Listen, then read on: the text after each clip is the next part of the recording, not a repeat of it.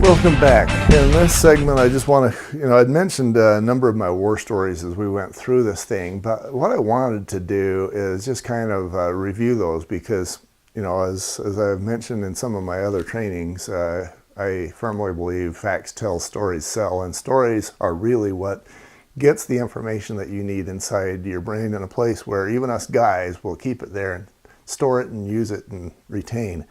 So the water heater in that college girl's apartment, nobody wants to send their child to college only to find out that they died in their dorm because there was a bad water heater. Another one that I have, you'll quite often see where home inspectors will write up holes in the flue, and that may be a relatively small flow, but those holes still should be covered or protected. You can go with a material like a foil tape. It kind of looks like aluminum foil, only it's on a roll, kind of like duct tape. And if there are holes or gaps in the flues, then those can be covered inexpensively that way. Then you've got a sag. I have seen this happen in a number of especially older homes where you'll have the water heater here, the 3-inch diameter flue goes up, and then it goes clear over to the side of the house, maybe 20-30 feet away. And in between here and the side of the house, you've got this sag in the flue. And what happens is you get dust that collects there, maybe it's critters, who knows what it is. So you're starting with a 3-inch diameter flue, which was okay back in the 70s and which is not okay anymore. But you should have a rise all the way in the flue. Again, you're starting with a 3-inch diameter flue, and then as the dust begins to happen, now you start getting a 1 or 2-inch diameter flue, and the carbon monoxide decides, hey, rather than travel through this very long and difficult path, I'm just going to go out in the house instead.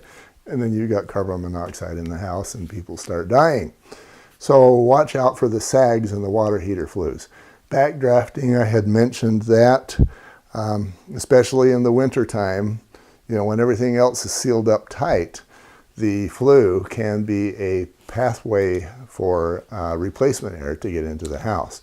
Now, one way to fix that is to actually have a combustion air source in your furnace and water heater room, and that's basically just an 8-inch diameter pipe that goes from the furnace and water heater room to the exterior with nothing in between, maybe just a grate perhaps, so that you're not getting mice and wasps and raccoons, etc.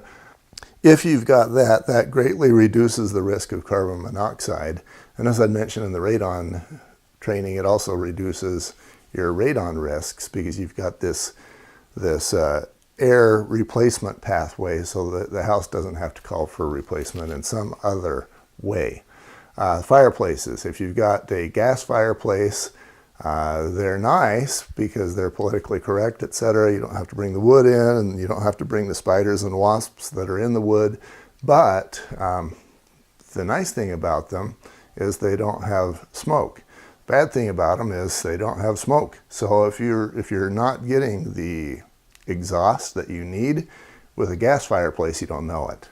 So be aware of having flues be blocked. What you want to do, what I recommend, is that you get a glass cover plate over that fireplace, and so that the air behind the glass cover plate actually becomes exterior air.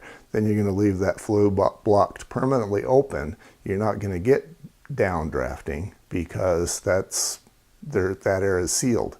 Like I say, that's exterior air in that gas environment. Space heaters, I'd mentioned the one in the model home where you just had a space heater with no flue, and he said it was emission free, and it turned out it wasn't. Now I understand, and I have actually checked at other homes where you have space heaters, and they were okay. But before you just go trusting that a particular space heater or ventless fireplace is actually ventless and safe, you're going to want to make sure you get a carbon monoxide meter, and it's best to just leave one there full time so that if the ventless fireplace ever stops performing as it should, then the carbon monoxide or the meter lets you know that you have a problem before you start having children dying off inside the house. Nobody wants to be in any way responsible for a carbon monoxide death for anyone that we care about or anyone that we serve. So You as the realtor need to understand, like in this training, like all others, that this does not make you a home inspector, but you can, if you see the home inspector maybe perhaps missing something, or you can nudge him and say, hey, what about that? Or just if you want to know if you just want to have these silent tests as to whether this guy is somebody you want to keep using, this is a way for you to do that.